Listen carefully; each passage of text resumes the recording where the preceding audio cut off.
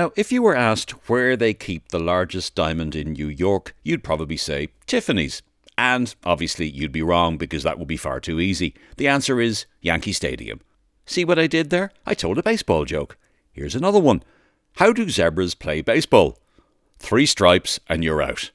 And here I should probably acknowledge that mysterious American Christmas cracker box that found its way onto the dinner table last Yuletide. When it comes to sport in the USA, we normally associate the Irish with something like boxing or tossing the hammer. Certainly not baseball, but it's possible to identify 52 Irish-born emigrants who were paid to pitch, catch or bat in one of the professional leagues founded in North America. That's more than any other country in Europe. Granted, most of them were in the 19th century, and none has come close to being inducted into the Baseball Hall of Fame, but a few of them were interesting characters. One of the best was Patsy Donovan from Cove, who made his major league debut in 1892. He played in the big leagues for 11 years before he went into management with the Boston Red Sox. Scouting one day, he spotted a kid named George, who he thought had talent. He persuaded the Red Sox to sign George. A few years later, they traded him to the New York Yankees. You might know George by his more familiar name, Babe Ruth. Irish ball players tended to be colourful. They had names like Curry Foley, Cyclone Ryan and Sleeper Sullivan. Or they played with one arm, like the pitcher Hugh Daly. He lost his left hand in a gun accident. He had a special pad made to cover the hand and caught balls by trapping them between the pad and his throwing hand. He once punched his catcher for tossing a ball back to him too hard.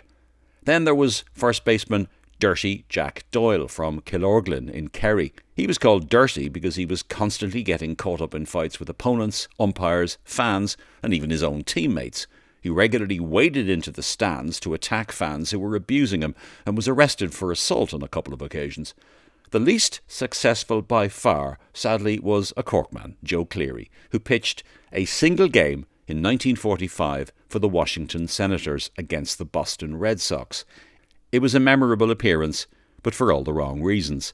Cleary came on as a relief pitcher in the 4th inning and started throwing the ball anywhere but over the plate.